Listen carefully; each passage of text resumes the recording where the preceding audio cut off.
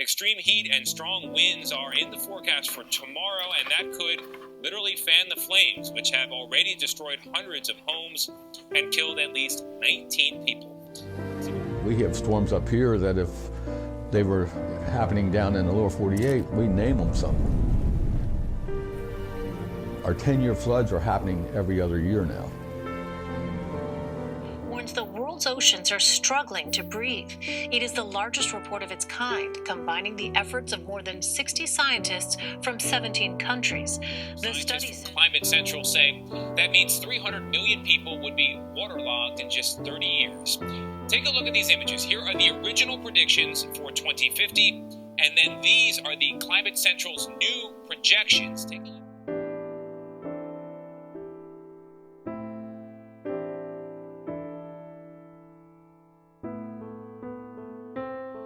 Climate change touches every aspect of policymaking, it seems, whether you're talking about floodplain developments or whether you're talking about our food system, locals sourcing food versus, monoculture and industrial agriculture. It impacts the type of roads and buildings we're creating because we're getting more rainfall, what I call the recipe for disaster, which is we've seen an increase in the intensity and frequency of rain. We have more impervious surfaces, we have more water running off, and we have restricted our rivers over time in the name of flood control and navigation. So we've got more water falling, more water running off into our rivers and streams, and just fewer places for it to go.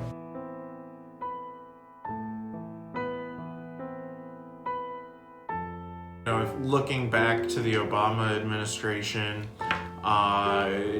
preferably we would be doing these things legislatively, right? Like our elected officials should acknowledge that climate change is happening, it's being impacted and exacerbated by human activities, and we owe it to not just the people on this planet now, but the ones who come after us to take care of our planet that we are borrowing from our future. That's why Congress must ramp up bold climate action like this bill, which includes 10 separate measures to help coastal communities become more resilient. One of these bills will create a grant program for coastal communities to create living shorelines. Another will expand the use of climate data, which is so vital to determining how we're going to mitigate and how we're going to adapt. This Congress will continue to act on the climate crisis. Next spring, our Select Committee will release a bold climate action plan, which will serve as a roadmap for committees to take additional action. But Chairman,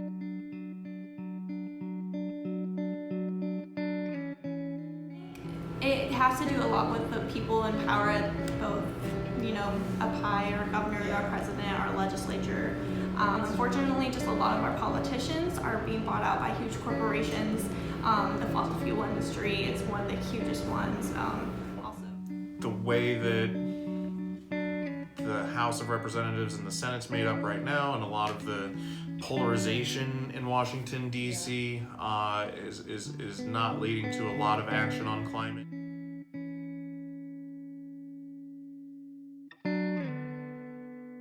However, this program has been successfully leveraging federal and state funds since 2006, all under existing federal funding. That leads me to question why we are now authorizing an additional $40 million for something that we've already been spending on since 2006.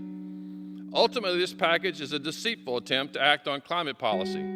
Democrats have promised sweeping policy reforms and undelivered in a major way. There's quite a bit of research that actually says in the long run, transitioning to these energy efficient, green energy sources are going to be more sound. If you look at the Green New Deal, which is a really great proposition, if you look at it economically, with the Green New Deal, it's a really great way to invest in power sources that aren't run off of fossil fuels, and moving people from being working at coal plants.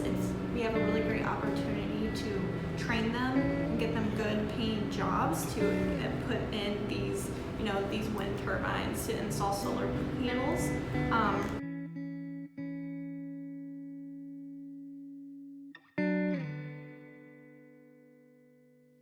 There's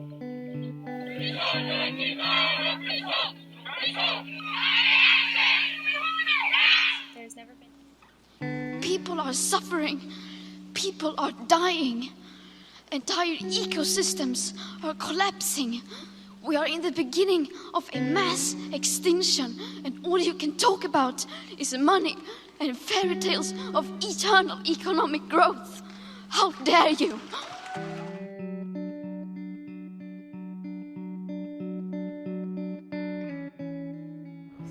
But that's what's making 2020 this year so crucial. Most major seats, locally, statewide, nationally, they're up, and people, specifically young people, we have a really big opportunity to make some major change.